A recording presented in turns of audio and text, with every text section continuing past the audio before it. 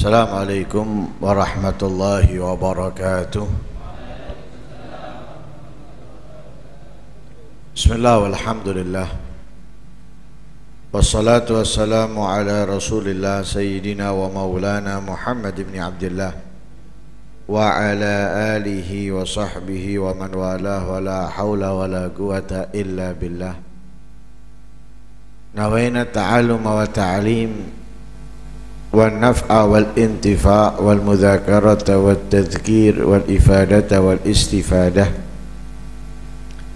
والحث على تمسك بكتاب الله وسنة رسوله والدعاء إلى الهدى والدلالة على الخير ابتغاء وجه الله ومرضاته وقربه وثوابه من الله تعالى. Qala al-musannif rahimahullah wa nafa'ana bihi wa ilmikum fid dharain amin ila qaulih wa qauluhu sallallahu alaihi wasallam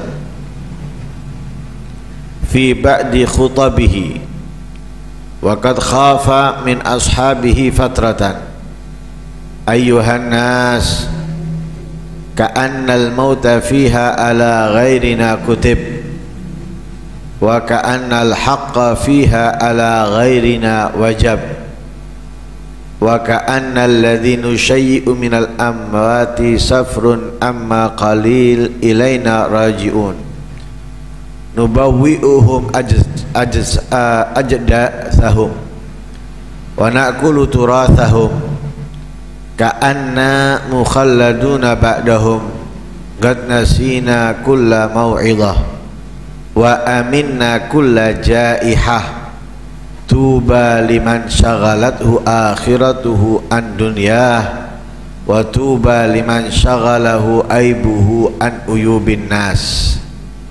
Intaha mulakhasa min jawahiril bihar lin Nabhani rahimahullah.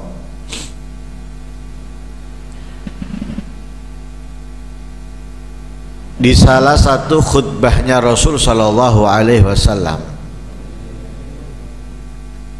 beliau benar-benar merasa khawatir dari para sahabatnya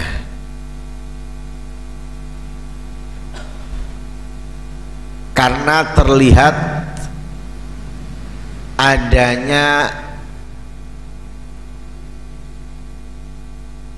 penurunan atau terlihat lambat di dalam melakukan kebaikan ketaatan.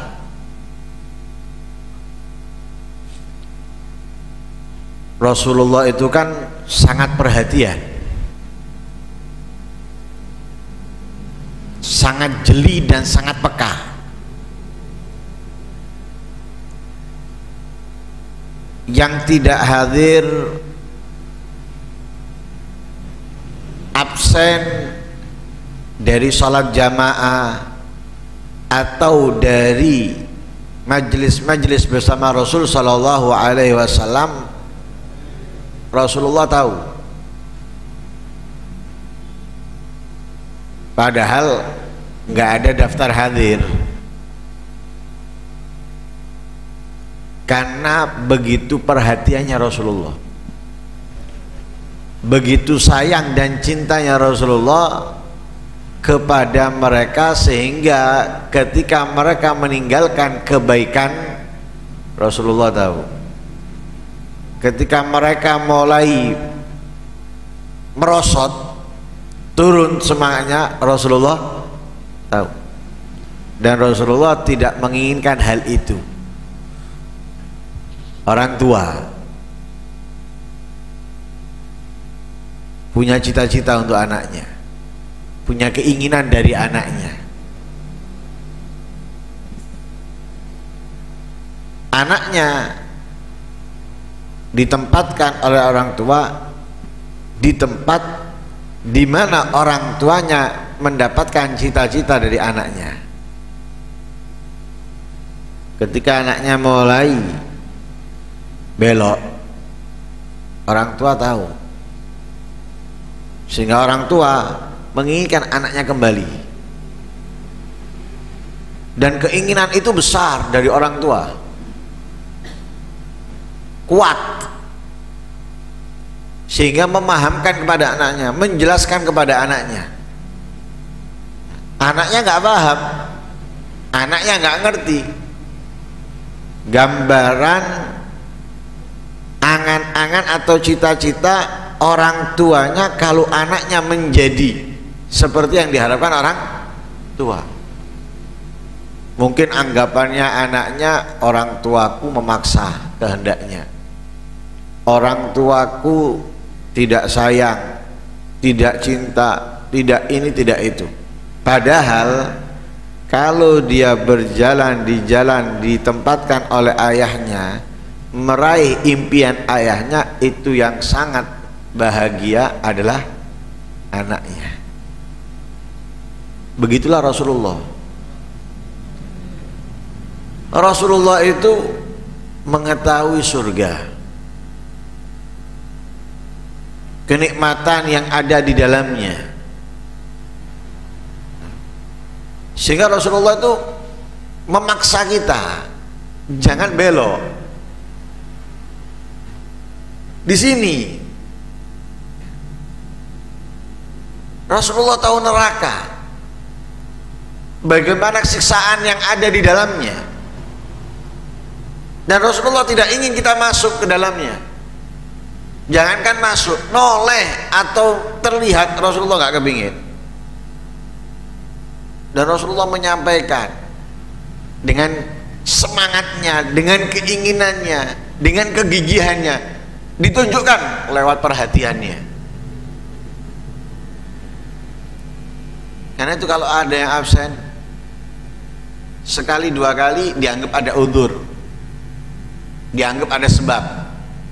Tapi kalau sudah 3 kali apalagi lebih, Rasulullah langsung mendatanginya.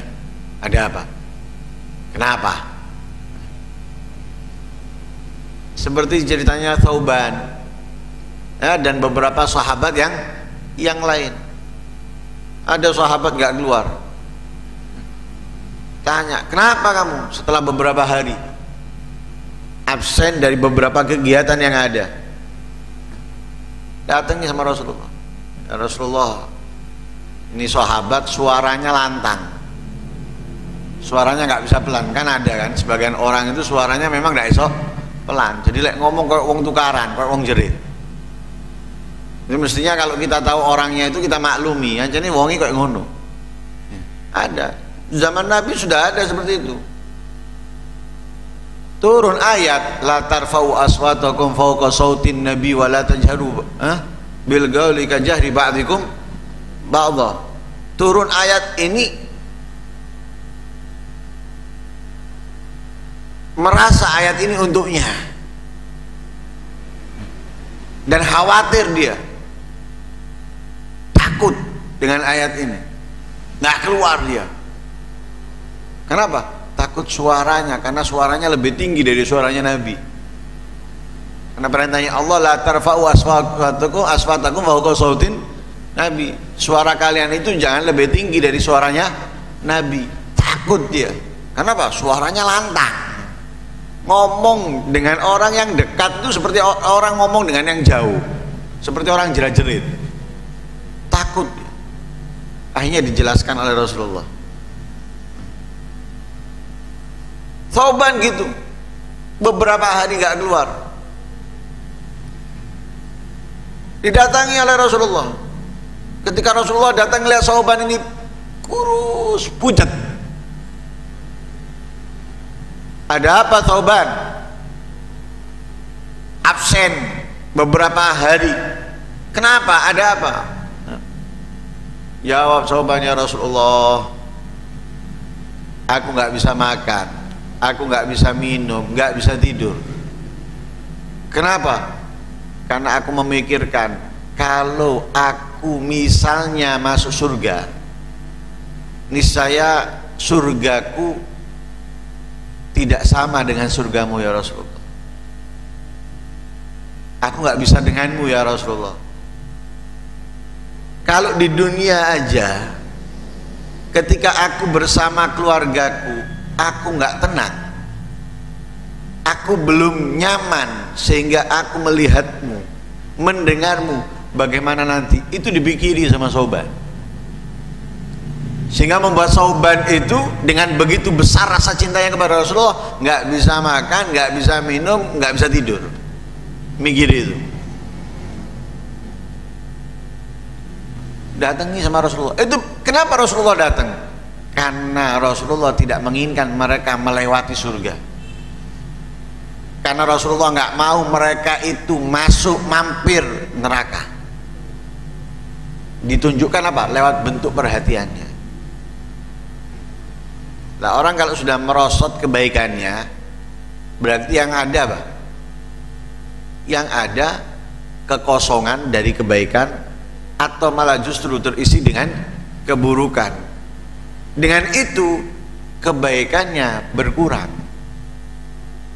Kalau kebaikannya berkurang, banyak sia-sianya, padahal ia bisa mendapatkan sesuatu yang sangat mulia, sesuatu yang sangat istimewa, dan itu nggak diinginkan oleh Rasulullah. Makanya langsung didatangi, langsung ditegur. Seperti ini, terlihat ada penurunan dan lain sebagainya, khawatir Rasulullah, sehingga Nabi mengingatkan, ayuhan nas, wahai manusia, wahai orang-orang, wahai para sahabat, ka'annal maut fiha ala ghairina kutib, kematian ini seakan-akan bukan untuk kita. Kematian ini seakan-akan ditentukan oleh Allah untuk selain kita, seakan-akan kita hidup selama-lamanya. Wa ka'annal haq fiha ala ghairina wajib, kewajiban, kebenaran seakan-akan bukan kewajiban untuk kita, kewajiban untuk selain kita.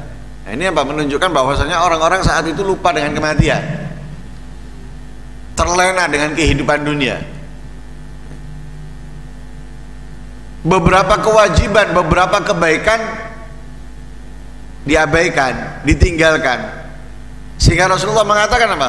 Kematian ini seakan-akan bukan milik kita, milik orang lain. Kewajiban, kebaikan seakan-akan untuk orang lain, bukan untuk kita. Diingatkan sama Nabi. Wa ka'anna alladhi nusyayyi minal amwat safrun amma qalilin ilaina rajiun. Seakan-akan kita menghantarkan para mayit ini, orang-orang yang telah meninggal, ya, seperti orang yang melakukan perjalanan yang dalam waktu dekat mereka akan kembali. Jadi seperti mengantarkan keluarga mau umroh atau haji, seakan-akan mereka pergi sementara, nanti akan kembali. Padahal mayit itu kita antarkan ke kuburan, nggak balik, nggak kembali. Nah, ini kita mengantarkan jenazah, seakan-akan mereka itu tidak meninggalkan kita selama-lamanya, dalam waktu dekat akan kembali. Artinya lupa kematian, lupa kematian, jadi lupa akhirat, sehingga kita mengejar dunia, lupa akan neraka, siksaan, sehingga kita teledor dalam menjalankan kebaikan, kewajiban. Lupa kalau kehidupan kita di atas dunia ini hanya sementara, dan dicontohkan dengan kepergian dari orang-orang yang sekitar kita yang meninggal, yang mereka tidak pernah kembali, tapi kita merasa mereka akan kembali dalam waktu dekat. Nubawwi'uhum ajdasahum. Kita ini sudah meletakkan, ya, jasad mereka, telah mengantarkan dan mengkuburkan jasad mereka. Kemudian kita juga telah memakan, menghabiskan, mengambil peninggalan mereka, rumah, harta, pakaian dan yang lain sebagainya. Ka'anna mukhalladun ba'dahum, seakan-akan kita ini abadi setelah meninggalnya mereka. Qad nasina kulla mau'izah, kita telah lupa setiap nasihat, wejangan ya, dari Allah, dari Rasul. Wa aminna kulla ja'ihah, merasa aman dari setiap musibah, dari setiap bala, dari setiap penyakit. Tuba. Ini setelah diingatkan itu semuanya, Nabi mengatakan tuba, beruntung. Untuk siapa keberuntungan? Liman syaghalathu akhiratuhu an dunya, yang akhiratnya menyibukkannya daripada dunia. Jadi beruntung seseorang yang hidupnya sibuk menjalankan akhiratnya dari dunianya. Sholatnya diperhatikan, ibadahnya diperhatikan, peningkatan dan penurunannya itu diperhatikan sama dia. Ada penurunan, kenapa? Dicari masalahnya, bagaimana untuk meningkatkan. Adanya penurunan, dia bagaimana menyetop penurunan tersebut, kemudian berhenti penurunan itu, kemudian meningkat lagi. Ini orang yang beruntung. Juga watuba liman syaghala aibuhu an uyubin nas, beruntung pula orang yang sibuk mengoreksi dirinya, memperbaiki aibnya, daripada sibuk ngurusi aibnya orang, kesalahannya orang. Nah, jadi kematian itu bukan hanya untuk orang lain, tapi juga untuk kita. Kebaikan, kewajiban, ibadah itu bukan hanya untuk orang lain, juga untuk kita. Yang kita hantarkan dari orang-orang yang kita cintai atau orang lain ke kuburannya, ingat mereka itu nggak ada yang kembali. Mereka tidak akan kembali. Kemudian kita lupa dengan teguran-teguran Allah, dengan peringatan-peringatan Allah. Allah memberikan peringatan-peringatan, kita lupa. Dari mata yang bisa memandang jarak jauh, kemudian gak bisa lagi memandang jarak jauh. Dari kekuatan fisik yang tadinya bisa berdiri tanpa ada hambatan, bahkan tanpa pegang apapun, dari duduk dia langsung bisa berdiri tanpa megang atau tanpa meminta tolong.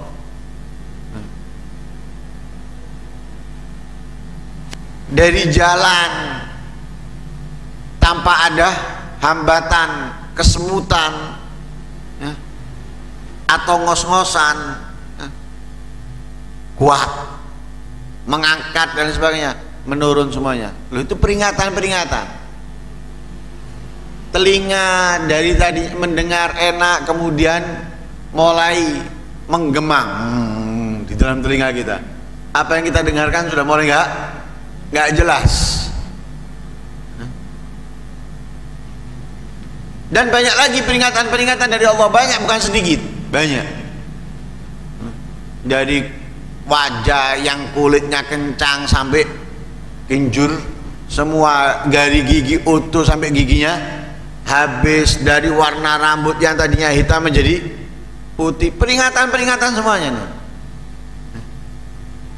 Kita nggak sadar, malah merasa aman, merasa aman, lupa itu semuanya, merasa aman kita. Lah, sehingga diingatkan kita, untunglah orang yang sibuk akhiratnya daripada dunianya, sibuk ngurusan akhirnya, menata sholatnya, menata Al-Qur'annya, menata sedekahnya, menata qiyamulailnya dan yang lain sebagainya untuk. Kemudian sibuk ngurusi kekurangan dirinya, aib dirinya daripada aibnya orang. Ya, metani aibnya sendiri. Ya Allah, aku masih males ini. Aku masih meninggalkan kebaikan ini. Aku masih ini, masih itu dan lain sebagainya. Dirinya. Nggak sibuk ngurusi aibnya orang. Nggak sibuk ngurusi aibnya orang. Kalau sekarang kan nggak aibnya orang toh yang diurus. Bahkan orang yang jauh dari dia. Bahkan orang yang jauh. Jaraknya ratusan meter dari tempatnya dia, ratusan kilo. Ratusan kilo diurus. Ini. Terus itu punya aib, kamu nggak punya aib. Enak dia. Kenapa? Kamu bantu menunjukkan aibnya. Makanya Sayyidina Umar bin Khattab mengatakan apa? Rahimallahu imra'an ahda ilayya uyubi. Semoga Allah merahmati seseorang yang telah menunjukkan kepadaku aib-aibku. Loh, enak dia tahu aibnya sehingga bisa memperbaiki, tapi kamu rugi. Kenapa rugi? Lupa aibnya kamu, untuk kamu perbaiki ingat aibnya orang lain. Ibarat tukang rumahnya bocor, ngurusi rumahnya orang lain, benahi rumahnya orang lain, ya diperbagus jangan sampai bocor supaya lancar dan sebagainya. Rumahnya sendiri bocor. Nah, ini kita lupa untuk memperbaiki diri dengan menghilangkan aib-aib kita, kekurangan kita, aibnya orang lain kita serang terus. Kamu gini, kamu gitu, kamu ini, kamu melakukan ini, melakukan itu. Terus apa faedahnya? Apa untungnya? Dapat duit, kamu dapat duit, rumah kamu rusak semua itu karena kebocoran. Bahasa semua itu, capek itu.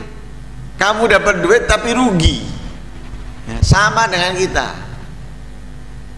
Ngumbar aibnya orang itu bukan keuntungan buat kita, kerugian.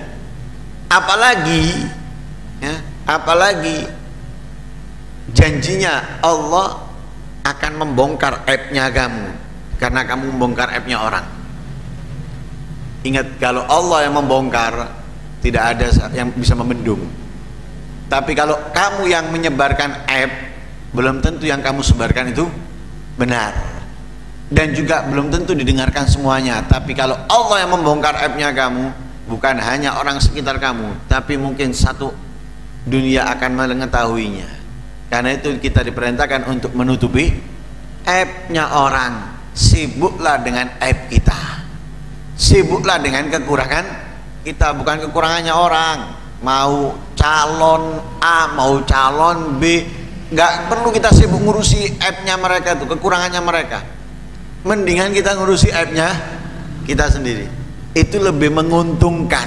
Kenapa? Kita bisa berusaha memperbaikinya. Lah, hal ini yang membuat Rasulullah khawatir, sehingga para sahabat itu diingatkan. Ingat, kematian bukan hanya untuk mereka. Ingat, kebaikan, ketaatan, kewajiban bukan hanya untuk mereka. Ingat, orang-orang yang sudah mati itu nggak kembali. Jangan kalian pernah menganggap kalian akan hidup selama-lamanya dengan menikmati peninggalannya mereka. Setelah kalian memakamkan mereka, mengkuburkan mereka, jangan lupa nasihat dari Allah dalam ayat Al-Quran. Jangan kamu pernah merasa aman dari musibah, dari bala, dari segala sesuatu yang dapat mencelakakan kamu. Ingatkan oleh Rasulullah. Sehingga kamu kalau ingin beruntung, sibuklah akhirat kamu.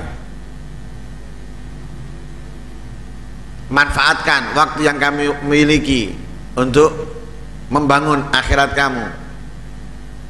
Jangan fokus kepada aibnya orang, fokuslah kepada aibnya kamu, sehingga kamu bisa memperbaiki dan mendapatkan keberuntungan dari Allah Subhanahu wa ta'ala. Semoga Allah Subhanahu wa taala menyadarkan kita akan hal ini sehingga kita bisa menjadi orang-orang yang memperbaiki akhirat kita, meningkatkan akhirat kita, semangat untuk mengejar akhirat kita, dan semoga Allah Subhanahu wa taala memperbaiki segala kekurangan kita, segala kesempurnaan kita, dan semoga Allah Subhanahu wa taala menutup aib orang lain dan menutup lisan kita untuk membuka aib orang lain. Amin Allahumma amin. Wassallallahu alaihi wasallam Muhammadin wa ala alihi wasallam. Alhamdulillahirabbil alamin.